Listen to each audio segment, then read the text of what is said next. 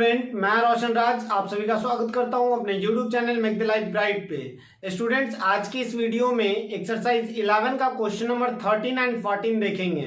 तो चलिए question number 13 देखते हैं। यहाँ पर फिगर कंस्ट्रक्ट कर दिया गया है, ठीक है। तो 13 नंबर में हमारे पास कहा जा रहा है कि in the adjoining figure ABCD is a trapezium. ABCD क्या है? ट्रेपीजियम। ट्रेपीजियम क्या होता है? तो trapezium is a quadrilateral in which one pair of opposite sides are parallel and one pair are non parallel. मतलब ये दोनों, एक पेयर जो है वो पैरेलल होगा और एक पेयर जो है वो नॉन पैरेलल होगा। उसको हम लोग क्या कहते हैं? ट्रेपीजियम कहते हैं, ठीक है। तो एबीसीडी ट्रेपीजियम है जिसमें in which AB is parallel to DC. तो ये दोनों क्या है? पैरेलल है, ठीक है।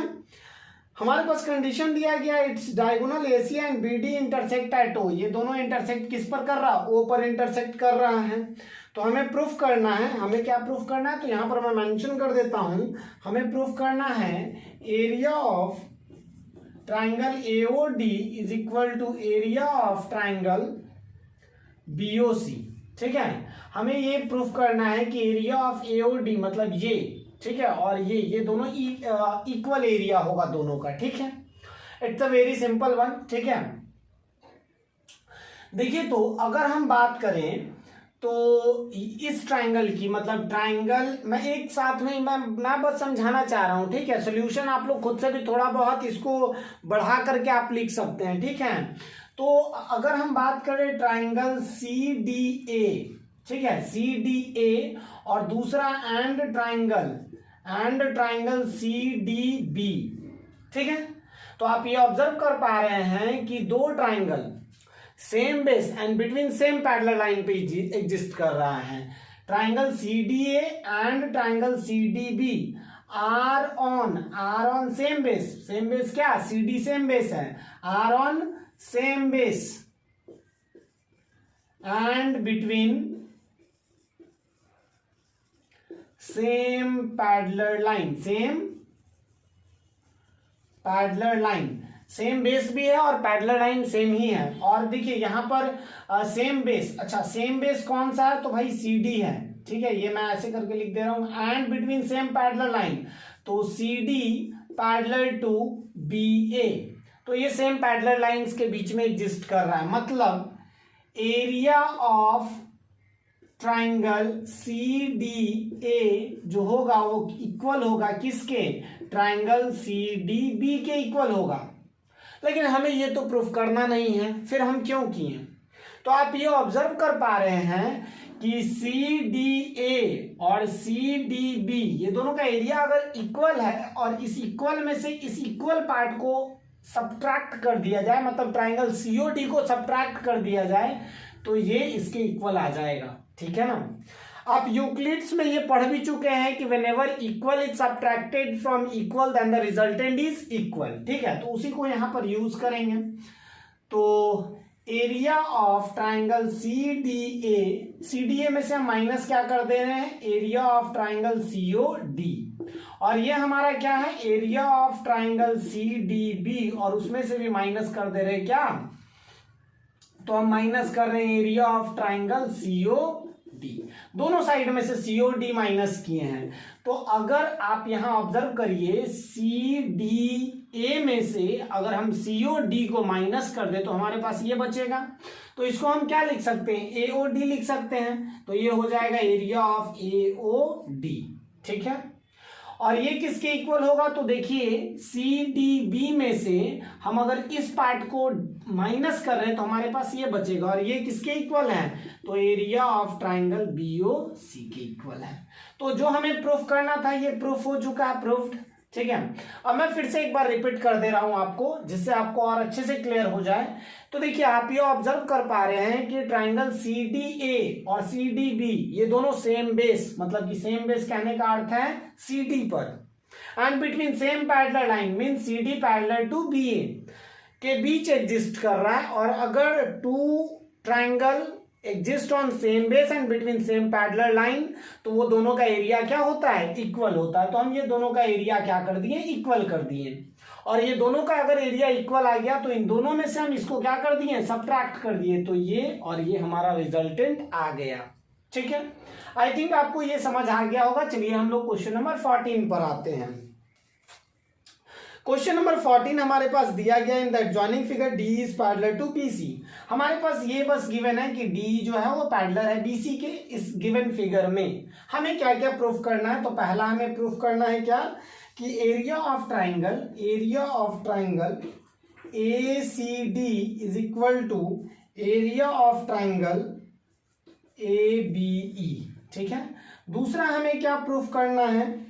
तो दूसरा हमें प्रूफ करना है area of triangle O C E is equal to area of triangle O B D. हमें ये दो चीज प्रूफ करना है। मैं फिर से मैच कर लेता हूं, A C D is equal to A B E and O C E is equal to O B D. ठीक है, तो चलिए यहां पर हम ये क्वेश्चन को सॉल्व करते हैं। तो सबसे पहला अगर देखा जाए तो हमारे पास ये प्रूफ करना है कि एरिया जो है ए सी डी का, तो ए सी डी कौन सा है? ये देखिए ए सी डी ये वाला एरिया, और दूसरा हमारा है ए बी ई। बहुत सिंपल सा है। देखिए तो अगर हम यहाँ पे इसको अभी अलग हटा दीजिए आप, ठीक है, आई थिंक आपको दिख रहा होगा। इसको अगर हटा दें तो आप ये ऑब्जर्व कर पाएंगे कि जो डी है, क्योंकि गिवन है हमारे पास D is parallel to B C, और डी और बी सी जाहिर सी बात है अगर पैरेलल है तो आप ट्राइंगल देखिए ई सी डी और ई बी डी, ये दोनों same base and between same parallel line exist कर रहा है, तो दोनों का एरिया क्या हो जाएगा? इक्वल हो जाएगा। और अगर एरिया इक्वल हो जाएगा तो दोनों में अगर हम इसको ऐड कर देंगे तो हमारा आंसर आ जाएगा। तो चलिए इसी चीज को यूज करते हैं। तो देखिए पहला में हम लिखेंगे triangle E C D and triangle DBE are on same base। Same base क्या है यहाँ पर? DE है। ठीक है, same base and between same parallel line क्या? तो हमारे पास गिवन था कि D is parallel to BC। तो अगर ऐसा कंडीशन है तो हमारे पास ये आ जाएगा कि area of triangle ECD is equal to area of triangle DBE। ठीक है, इसी का हम लोग जो दोनों क्वेश्चन है दोनों को प्रूफ करने के लिए इसी चीज का यूज करने वाले हैं। ठीक है, तो हम ऊपर जो क्वेश्चंस गिवन है उसको हम इरेज कर देते हैं। ठीक है,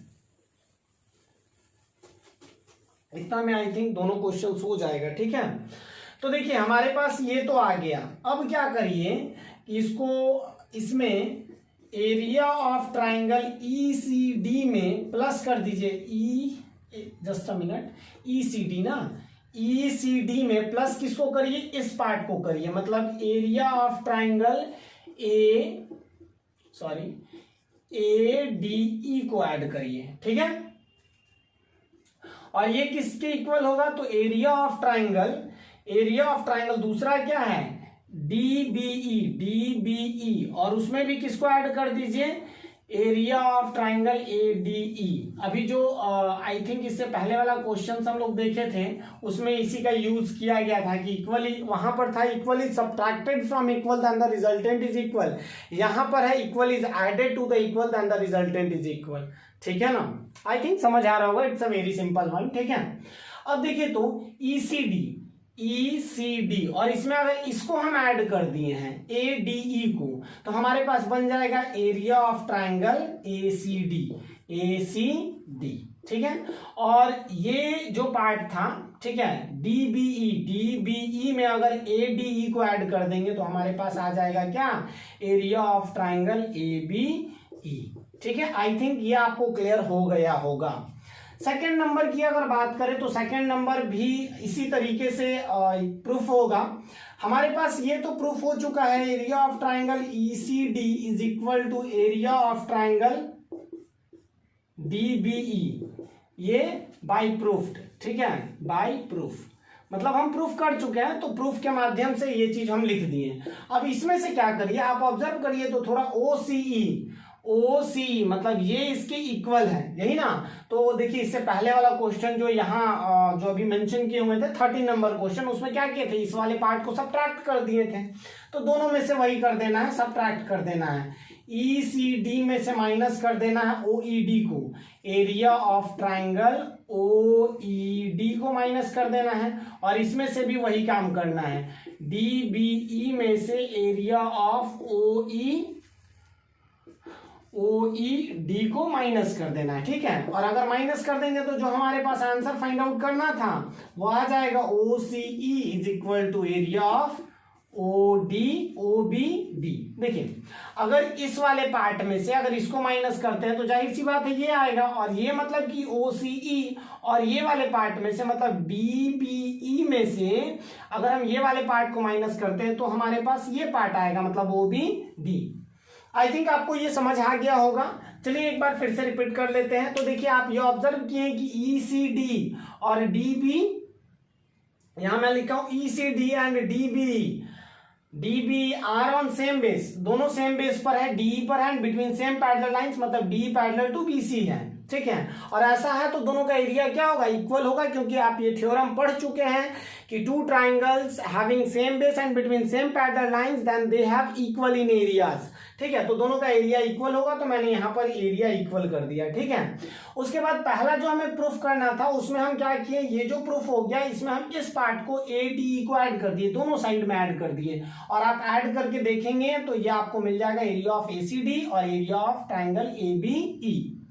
दूसरे वाले पार्ट में हम लोग क्या किए, जो दूसरा नंबर क्वेश्चन हमें प्रूफ करना था उसमें जो हम यहाँ प्रूफ किए हैं इसी में से ये वाले पार्ट को मतलब कि OED को माइनस किए हैं, OED। अच्छा ये चीज आप यूक्लिड्स में ही पढ़ चुके हैं कि equal is added to equal then the resultant is equal and the equal is subtracted to equal then the resultant is equal, both condition में करेक्ट है। ठीक है, जैसे मान लीजिए इधर भी 7 है और इधर भी 7 है, या फिर कहिए कि 10 रुपया मेरे पास है और 10 रुपया आपके पास है, आपने 5 रुपया का कुछ खा लिया, मैं भी 5 रुपया का कुछ खा लिया, तो जो हम दोनों के पास जो पैसा बच रहा अभी भी इक्वल है। शुरू में भी हम लोगों को बराबर बराबर 10 रुपया मिला था, और हम लोग बराबर बराबर अगर कोई चीज खरीद करके खाए हैं तो हमारे पास जो पैसे बच रहे हैं वो भी बराबर बराबर है। ठीक है, तो वही चीज यहाँ पर है कि अगर दो चीज बराबर था और उसमें से इक्वल को ही सबट्रैक्ट कर दिया गया तो जो रिजल्टेंट आएगा वो भी इक्वल होगा। या फिर इसका अपोजिट अगर देखा जाए तो हम दोनों को 10-10 रुपए दोनों को इक्वल मिला, और फिर कोई थर्ड पर्सन हम लोगों को 5-5 रुपए दे देता है तो अभी भी रिजल्टेंट हमारा इक्वल ही होगा, 15 and 15। ठीक है, तो वो चीज का यूज यहाँ पर हुआ है। आई थिंक आपको ये समझ आ गया होगा। अगर आपको इस वीडियो से कुछ सीखने को मिले तो प्लीज वीडियो को लाइक करें, चैनल को सब्सक्राइब करें और अपने दोस्तों में शेयर करें। तब तक के लिए गुड बाय, अब नेक्स्ट वीडियो में मिलते हैं। ओके, गुड बाय, जय हिंद।